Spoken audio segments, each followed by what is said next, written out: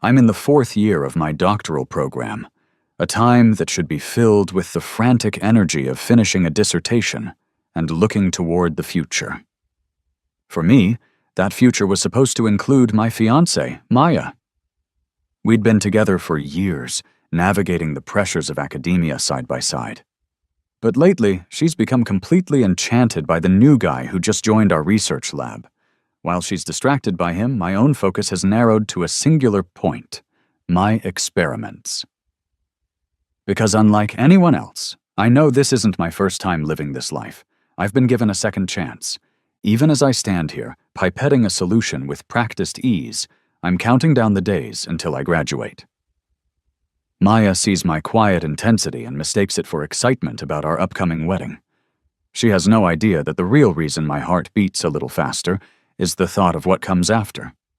An invitation to a classified national project sits in my inbox, a path I turned down once before.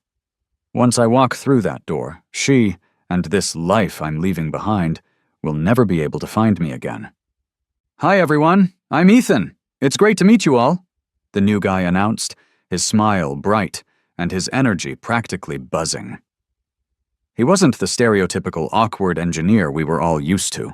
He was charismatic and polished. Our project was nearly finished, and everyone in the lab silently understood why our advisor, Professor Evans, had brought him in at such a late stage. But no one dared to speak up. With graduation so close, we were all walking on eggshells, desperate to avoid any trouble that might jeopardize our degrees. The thought of failing at this final hurdle was too much to bear for any of us. But Maya, the moment she saw Ethan, it was as if someone had flipped a switch inside her. A light came on in her eyes that I hadn't seen in a long time. She tried to play it cool, to maintain a professional demeanor, but the smile that bloomed on her face was a dead giveaway. I, however, chose to ignore her little moment of infatuation. I turned back to my computer, checking my email for the 10th time that hour. My fingers trembled slightly as I reread the official invitation, the words confirming my acceptance into the confidential national project. A lump formed in my throat. No one here knew this was my second time receiving this exact email. In my previous life, I had sacrificed this once-in-a-lifetime opportunity for our wedding. I'd believed it was the right thing to do, the noble choice. And yet, even with my sacrifice, Maya's attention had already begun to stray. I had been the one to do all the grueling work in the lab, pulling endless all-nighters to process data and run simulations. But Maya, as the designated project leader, insisted that Ethan, the newcomer, should share in the credit. She kept pleading with me to be generous. "Leo, you've already published several papers," she had argued back then, her voice laced with an exasperated sort of righteousness. "You'll have no problem getting a position at a good research institute. Being the third author on this won't hurt your career. But Ethan is just starting his PhD, and he really needs a publication to get his foot in the door." When I hesitated, her frustration boiled over into anger, and she accused me of being selfish and petty. In the end, worn down by the combined pressure from her and Professor Evans, I relented. The final paper listed our advisor as the first author, Ethan as the second, and Maya as the third.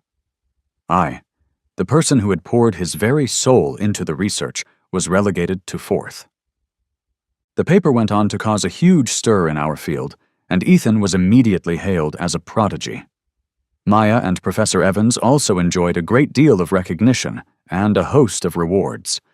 As for me, my health had deteriorated from overwork and accidental exposure to carcinogenic reagents during a botched experiment. I ended up dying alone in a sterile hospital bed, never even seeing the wedding day I had given up everything for. It was only before I passed that I learned the full truth. Maya had grown tired of my quiet, focused nature and had fallen for Ethan's superficial charm. So this time, when Maya approached me with the exact same proposition, I was ready. "What does Ethan have to do with us?" I asked her directly, my voice even. "He just joined the lab. We barely know the guy." She paused, a flicker of confusion in her eyes. "Have you really never met someone like him before?" she asked, as if I were the one being strange. "You can't help but want to be nice to him." I pressed further. "Is that what this is? Just being nice?" Taken aback by my directness, her voice rose in pitch. "Leo, what are you implying? What kind of person do you think I am? Don't you understand that Professor Evans brought him here for a reason?" She looked at me as if I'd lost my mind when I said I was going to speak to the professor about the authorship issue myself. She opened her mouth to say something else, probably another warning, but she seemed to think better of it and held her tongue. Later that evening, back at the apartment Maya and I shared, I locked myself in my room. On my phone, the wedding countdown app, once a symbol of our shared future, now felt like a relic from a life I no longer wanted. I held my finger over the icon, deleted it without a second thought, and installed a new one, a simple, discrete countdown to the start date of the national project. Just 2 more months. 2 months until I could finally say goodbye to Maya and this painful charade forever. 2 months until a new, challenging, and meaningful chapter of my life could begin. This time, I was finished sacrificing my dreams for someone else. A week later, I found Professor Evans in her office. "Professor," I began, my tone polite but firm. "Since the project is effectively complete, I'd like to formally request that I be listed as the first author on the paper." She looked up from her computer, her expression barely changing. She gave me her usual passive-aggressive smile, a look I used to dread, but now saw for the empty threat it was. "Leo, you're graduating soon, aren't you?" "Yes," I said, refusing to be intimidated. "And all of the core experiments, the data collection, and the analysis were my work. I want to be the first author." Her smile tightened.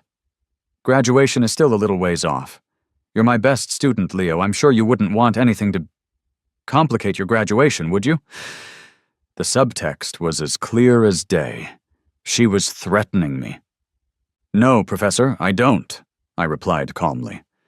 She seemed satisfied with my answer. "Good. Just focus on finishing this last experiment. Don't you worry about the paper." "But, Professor," I continued, my voice dropping slightly, "if my position as first author is what jeopardizes my graduation, then I'll have no choice but to go public with what I know about you and Ethan." I had learned about their affair in my past life, and this time I had been careful. I'd collected evidence, discrete photos of them on dates, records of them entering hotels together. I was fully prepared to burn my own bridge if it meant taking her down with me. Her hand, which had been resting on her mouse, began to tremble. "Leo," she said, her voice suddenly losing its edge, "let's not do anything rash. I'm sure we can work something out." When I got home that evening, Maya was sitting on the couch, poring over some project materials. I told her I had spoken with our mentor and that I was now officially listed as the first author on the paper. Her head snapped up, her eyes wide with disbelief. She almost blurted out, "What about Ethan?" But she caught herself when she saw the look on my face. She quickly tried to recover. I just thought, because of his connection to the professor." I looked her straight in the eye. "So what?" Maya didn't have an answer for that. Instead, she deflected with a question of her own. "Really? The professor actually agreed? What's your secret? Did you bribe her or something? What did you tell her?" I just shrugged. I told her that since I handled all the core experiments and data, I deserved to be the first author. And she just agreed to that? Maya looked completely shocked. Before I could answer, I heard the sound of the shower running in the master bathroom. "Someone's here?" I asked, though I already knew the answer. She didn't even try to hide it this time. "Yeah, it's Ethan. He said the showers in the dorms were disgusting, so I told him he could use ours." A humorless sneer touched my lips. Maya, ever the picture of calm reason, added, "Ethan's the youngest in our group. As his seniors, we should look out for him, right? Plus, you know he has that connection with the professor. I cut her off, my voice sharp with sarcasm. Since he's so special, why don't you start feeding him baby formula and changing his diapers, too? You know, to really honor that connection. She was stunned into silence, her mouth opening and closing, but no words coming out. I don't think she ever expected quiet. Lab bound me to say something so pointed. But in this second life, why should I hold anything back? Just then, the bathroom door opened, and Ethan walked out, his cheeks flushed from the hot water, a towel slung around his neck. Maya froze, just staring at him. Her eyes darted nervously between him and me, a look of panic dawning on her face. I was about to ask if her reaction was solely because of his mentor connection. But before I could, she muttered a flimsy excuse and hurried back to her room. Now it was just me and Ethan. The shy newcomer act from moments ago was gone, replaced by a smug grin. He looked at me as if to say, "See? Your fiancée isn't worth much. All it takes is a little attention from me and she's wrapped around my finger." I ignored him completely and headed for my own room. When someone is trying to provoke you, the most powerful thing you can do is give them nothing.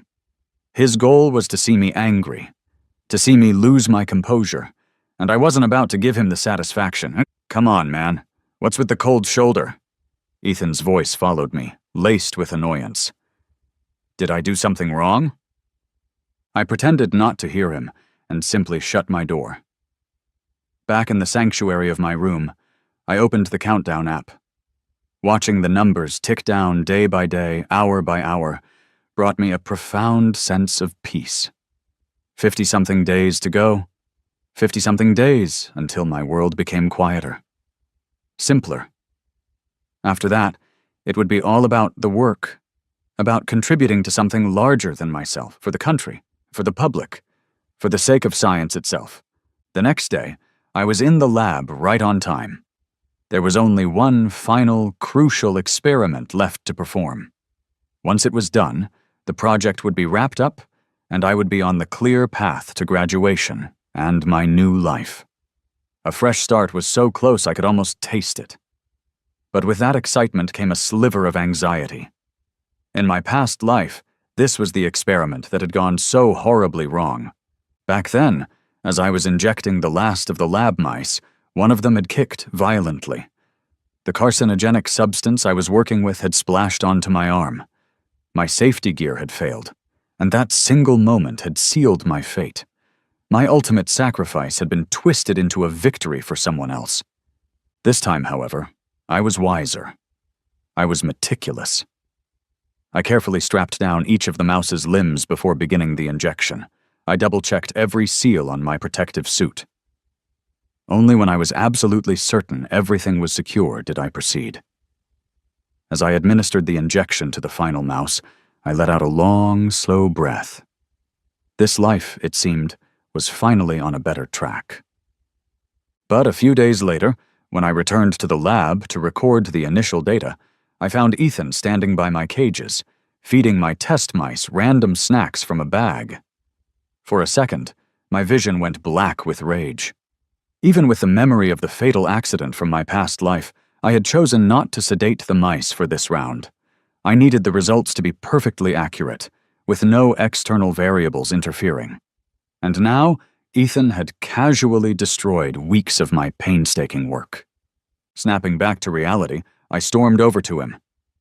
"What the hell are you doing?" Ethan looked up at me with an expression of pure innocence, blinking his wide eyes.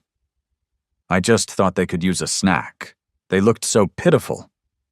I almost laughed out of sheer frustration. "Variable control. Have you ever heard of it?"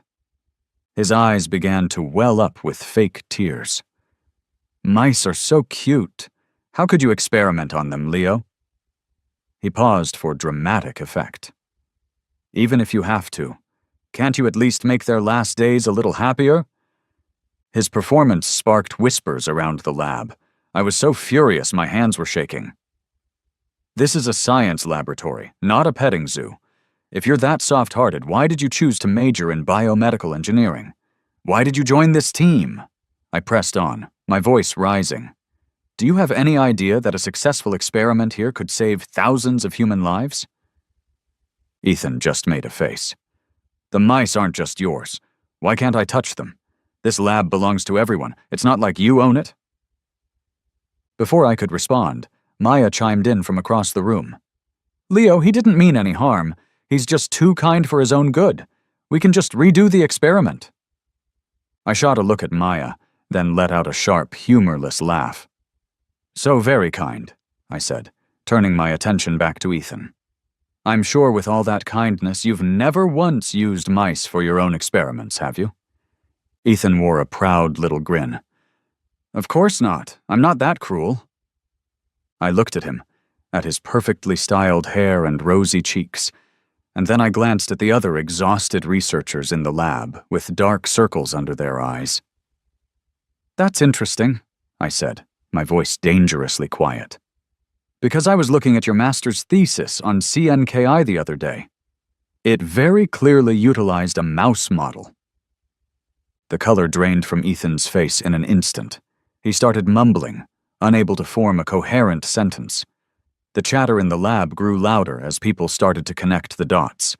Ethan looked desperately toward Maya, silently pleading for her to rescue him. Maya frowned, stepping in to try and smooth things over.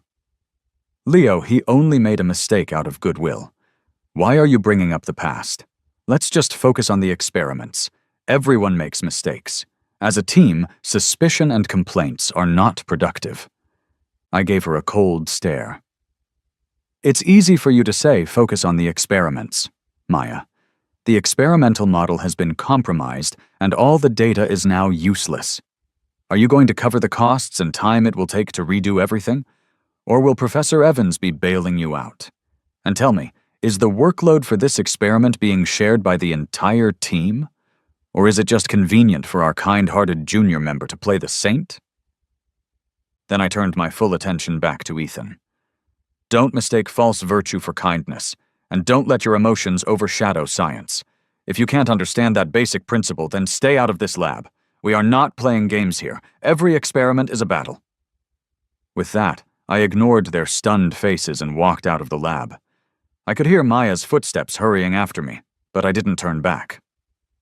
That evening, Maya tried to broker peace by insisting I join her for a special dinner she had cooked. The table was filled with all of my favorite dishes, a clear olive branch. I ate in silence, not offering a single word. Finally, Maya couldn't stand it anymore and broke the silence. You didn't have to bring up his thesis today in the lab, you know. I looked up at her briefly, but remained silent. She sighed and continued. What other people do with their papers isn't our business. We just need to focus on our own projects. Humiliating a young student doesn't help anyone. I let out a small, bitter laugh and picked up a piece of food with my chopsticks. Funny, you usually care most about him. Maya's expression froze for a second, but she quickly composed herself and said nothing, instead placing more food onto my plate. After a long pause, she spoke again, her voice softer. Leo, you've lost weight, and your dark circles are getting worse. You need to take better care of yourself. I stared down at the food she had given me, but made no move to eat it. She kept talking, a hopeful note in her voice. Don't forget about our wedding plans after we graduate. You have to be the most handsome groom. I finally put down my chopsticks, looked up at her, and smiled. The smile was just a mask. Inside, I was silently counting down the days. Maya offered to help me redo the experiment. Before she started to inject the reagent, I stopped her. The standard protective gear is useless against this substance, I warned her. You have to tie the mouse down securely.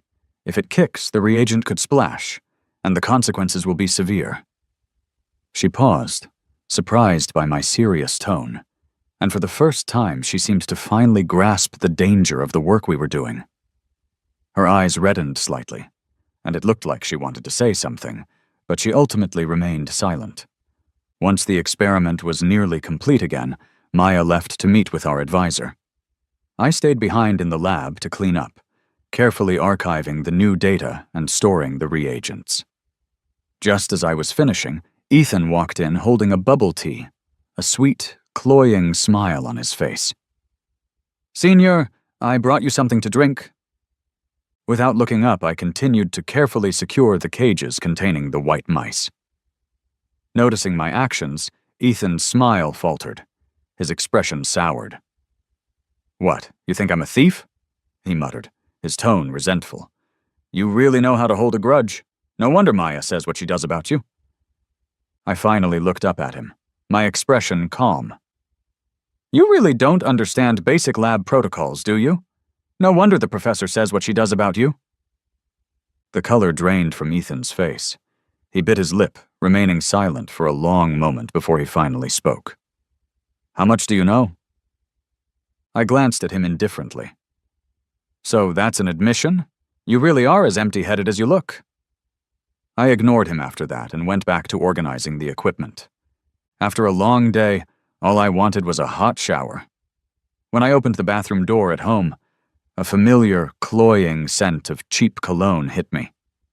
I frowned, noticing that Ethan's toiletries had completely taken over the sink counter. My own few items had been carelessly shoved into a corner. Seeing this, I just chuckled coldly. I found an empty box and packed up all of his things, placing the box neatly outside our front door. Feeling a bit lighter after my shower, I was towel drying my hair as I walked back to my room. As I pushed the door open, I saw a shadowy figure standing by my desk, holding my phone. The glow from the screen illuminated Maya's face, casting her expression in an uneasy, guilty light. My heart skipped a beat. The countdown app. The one for the classified project. Maya froze like a deer caught in headlights. She turned around slowly, forcing an awkward smile. "Oh, Your phone rang, so I was checking to see if it was anything important." Seeing her guilty expression, I felt a wave of relief. She hadn't found out about the project. I quickly walked over and took my phone back from her, noticing it was open to a messaging app. I smiled, my voice slow and deliberate. "Maya, I hope you understand the basics of respect and personal boundaries." Her face fell. "Leo, you've been acting so distant lately. I was just worried about you. You're still mad about what happened with Ethan, aren't you? He's simple-minded like a kid.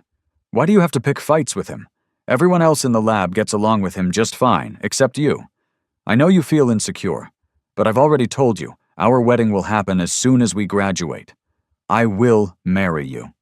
I just watched her, so serious and self-righteous, and I felt a laugh bubbling up inside me. I was too tired to argue anymore. "I get it," I said flatly. Hearing that, her furrowed brow finally relaxed. "Good. Get some rest. Good night." "Yeah, good night," I mumbled, not even bothering to look up. Maya seemed not to notice my complete indifference, and left the room, seemingly satisfied. After she was gone, I opened my phone and looked at the countdown app. My restless heart finally calmed. Just a little over a month to go. It would be soon. The next morning, while I was brushing my teeth, I noticed that all of Ethan's things, which I had packed up and left by the door, were back in their place on the bathroom counter. This time I couldn't be bothered to do anything about it. After all, they would both be irrelevant to me soon. There was no need to make any extra moves. You can't wake up someone who's pretending to be asleep.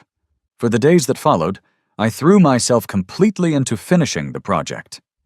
Every waking moment was spent in the lab, collecting and analyzing data down to 4 decimal places, repeatedly revising the final report until it was flawless. Every chart, every conclusion was scrutinized countless times. I knew this project wasn't just my ticket to graduation. It was the springboard for the next, more important phase of my life. Finally, the project paper was complete. At the final authorship meeting, I stated my demand to be the first author clearly and without hesitation. After our last negotiation, Professor Evans didn't object. She just gave a brief, silent nod of her head. As for Ethan, his face was pale, but he stayed silent, his eyes fixed on the papers in front of him. Only Maya looked completely incredulous. She opened her mouth as if to protest, but since the professor had already made her decision, she didn't argue. After the meeting, Maya hurried to catch up with me in the hallway. "Leo, wait!" I stopped and gave her a cold stare. She frowned, her face a mask of confusion. "How? How did you get the professor to agree to make you the first author? It doesn't make any sense." She leaned in closer and whispered, "You didn't bribe her, did you?" I couldn't believe I had ever had feelings for this woman. "Bribe her? Maya, do you really think everyone invests in relationships the way you do?" She was taken aback, her face turning pale. "Then how did you do it?" I gave a cold smile, squinting slightly. "You can thank our junior colleague, Ethan." She was stunned.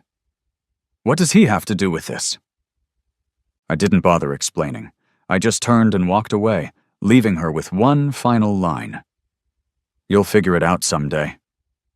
At the graduation party, everyone raised their glasses, toasting the end of our student lives and celebrating the bright futures that lay ahead.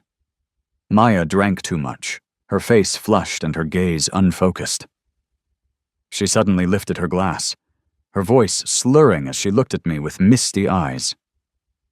"Leo, I have to say something. From our undergraduate days until now, I've waited for you for all these years. Finally, we're graduating. Soon we can get married." The table went quiet as all eyes turned to us.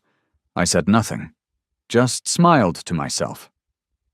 I had no desire to engage. Across the table, Ethan's expression turned cold, the forced smile on his face looking unnatural. He clutched his wine glass tightly, his head bowed slightly as if to hide his feelings. Suddenly, a female student from our cohort spoke up. "Maya, if you love Leo so much, then why are you always so close to Ethan? The amount of attention you give him is enough to make everyone's eyes sore." She had clearly had a few drinks herself, and her words were like a bomb dropped on the table. She honed in on Maya. "Leo's skills are top-notch in our department. He's practically a god to the rest of us. And you don't appreciate him. You're always looking somewhere else. What's really in your heart? If you can't appreciate him, then leave the chance for someone who can." The room fell silent. Maya's face changed, her expression hardening as she slammed her hand down on the table. "What nonsense are you talking about? How am I not appreciative? You just can't stand to see me happy. My business with Leo is none of your concern. Are you just eyeing up someone else's fiancé?" She stood up unsteadily, using the alcohol to fuel her confrontation. The female student merely smirked. "I'm just speaking the truth." Maya lost it. Her hand shook as she reached for her glass, knocking it over. It crashed to the floor, shattering into a dozen pieces. Chaos erupted. Some people tried to mediate, others rushed to clean up the mess, but Maya only grew more agitated. It wasn't until Ethan stepped in to calm her down that she quieted. "Maya, just let it go," he said softly. "There's no point in dealing with people who can't stand to see others happy." She finally settled down, but the graduation party had already devolved into a farce, ending on a sour, unhappy note. It didn't matter to me. I was leaving tomorrow anyway. By the time I got home, it was late, but I couldn't sleep. A lifetime's worth of grudges, tangled across two separate existences, was about to be left behind. My thoughts surged like a tide, recalling all the people and events from both of my lives, all the choices, the struggles, and the compromises. In my past life, I seemed to be constantly chasing a sense of belonging, clinging to promises, thinking that my life had to include a woman, a marriage.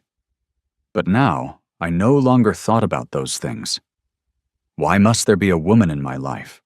Why must there be a marriage? Society is always telling us how important it is to get married, framing it as a necessary rite of passage.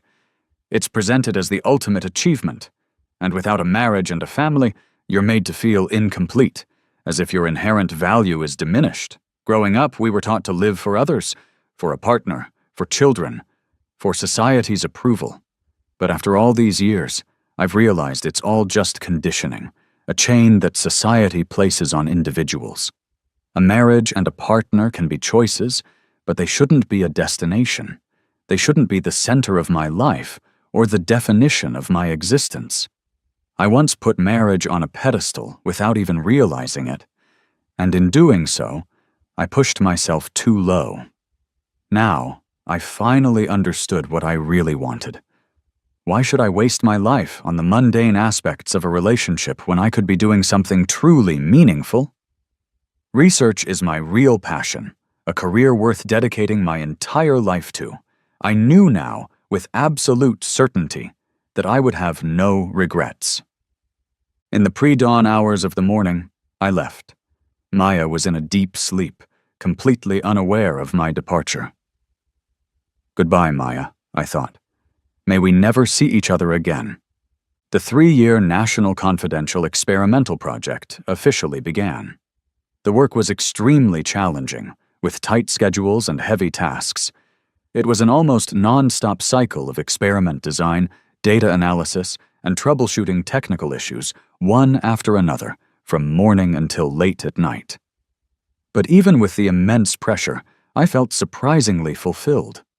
I knew that once this project succeeded, it would be a groundbreaking achievement that would save thousands upon thousands of lives. Every time I saw the experimental data align more closely with our projections, the exhaustion would temporarily melt away, replaced by an unparalleled sense of satisfaction. Honestly, I was a bit surprised at myself. In those 3 years, I rarely thought about Maya, Ethan, or my past life. I guess I was more resilient than I gave myself credit for. It seemed that focusing on the research I was passionate about was my true salvation. 3 years flew by in a blur of focused work. At the project's official commendation ceremony, I was chosen to give a speech as a representative of those who had made an outstanding contribution. 3 years ago, I began, looking out at the crowd of my brilliant colleagues. We chose this difficult path. Every step was filled with uncertainty. But today we are here, proving that our countless failures were not in vain. Every drop of sweat, every sleepless night of persistence has led us to this moment. This isn't just our victory. It's a victory for every life and every family that will benefit from this achievement. Thunderous applause filled the auditorium, and I could see that many people had tears in their eyes. Through the sea of excited faces, I saw a burning gaze piercing through the crowd, landing directly on me. It was Maya. In just 3 years, she seemed to have aged significantly. Her eyes looked more tired than I ever remembered them being. But I didn't let my gaze linger. I simply looked away and continued my speech. After the event ended, Maya found me backstage. Her eyes were red, and she seemed to be struggling to suppress some powerful emotion. "Leo," she started, but I spoke first, a polite smile on my face. "I heard from some of our old classmates as soon as I left the research base. Congratulations on your marriage to Ethan." The words Maya had been about to say got stuck in her throat. A look of panic flashed in her eyes. "Leo, I can explain. Please, just hear me out." I chuckled softly. "You should probably go home and explain things to your husband." Before I even finished speaking, I gave a small nod to the security personnel standing nearby. They stepped forward to politely escort Maya out. She was momentarily stunned, her face turning pale. Her eyes grew even redder, and her breathing became erratic. She looked at me with a complex gaze filled with resentment, regret, and even a hint of pleading. "Leo." I didn't acknowledge her. I simply turned and walked out of the hall. While packing up my things at my new apartment, I found my old phone. When I turned it on, it was flooded with a deluge of messages. Over 1,000 of them were from Maya. Most were long, rambling texts. I glanced at a few of them. They were mostly about her asking where I was, saying she missed me, that she was waiting for me, that she had nothing to do with Ethan. With a small smirk, I blocked her number. I had been in such a rush when I left 3 years ago that I had forgotten that simple task. After all, I didn't have time to linger on the past. The next project was already waiting for me to join. From now on, I would live for the people and for my country. Maya's perspective. Leo was always a good person. That girl at the graduation party was right. From our undergraduate days all the way through our PhD program, he was always the top student, the ideal that everyone looked up to. He was quiet, but his intelligence was so impressive, and he was always humble about it, calm, brilliant, and highly educated. He was exactly the man I had always imagined my partner would be. I remember the night after our evening study session when I gathered all my courage to confess my feelings to him. I never thought he would actually say yes. I was so happy I laughed out loud on my way back to the dorm, wanting to shout from the rooftops that Leo was my boyfriend. When did I start feeling like he was too bland? Maybe it was a few years into our relationship. The feeling became undeniable when Ethan showed up. Ethan was young, charming, and so lively, the complete opposite of Leo. It wasn't that Leo had done anything wrong, it was just that I had never met someone so bright and passionate before, especially not in our field. My heart started to wander, though I desperately didn't want to admit it, even to myself. I kept telling myself that I was only being nice to Ethan because he was connected to our mentor, because he was part of our team, because he was the youngest and needed guidance.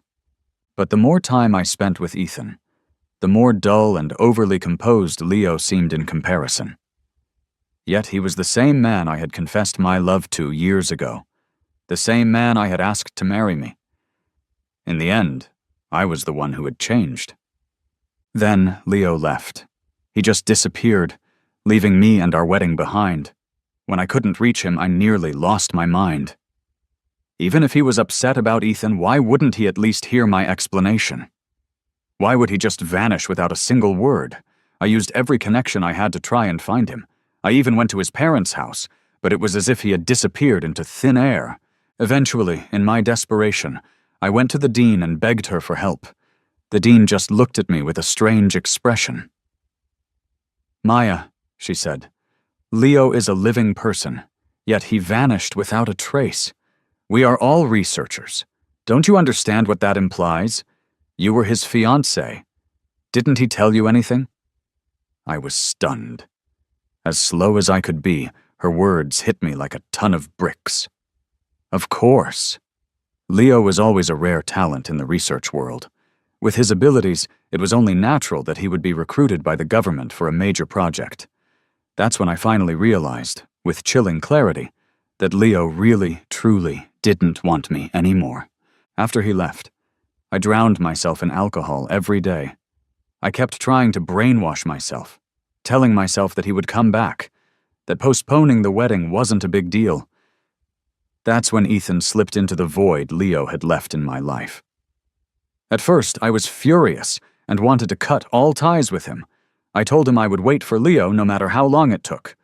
But then Ethan told me he was sick, and he threatened to go public with our relationship at the institute if I didn't take care of him. I felt I had no choice but to compromise. Later, I came to realize just how much of a fraud Ethan was. He was all style and no substance, a man filled with petty schemes. He couldn't even compare to a single one of Leo's fingers. And yet I had lost Leo because of this empty shell. I was such an idiot. Eventually, Ethan's relationship with his mentor was exposed. I was the one who reported it. People online started calling Ethan an academic temptress. I should have seen it earlier. With his empty schemes and lack of actual knowledge, where did his research achievements even come from? They were just the product of his looks and his manipulative tactics, of stealing other people's hard work. Leo had even hinted at it more than once, but I was so blinded at the time that I completely ignored him. All I could see back then was that ever since Ethan showed up, Leo had become different. He was no longer as reserved and quiet. Instead, he would often say sharp, unexpected things. If only I had paid a little more attention, I might have noticed that he was planning to leave me all along. But my mind wasn't on him then. Later, I couldn't take the mental torment anymore and chose to leave that world behind. I know my life will probably stay like this forever. I will spend the rest of my days cherishing the memory of the man I lost,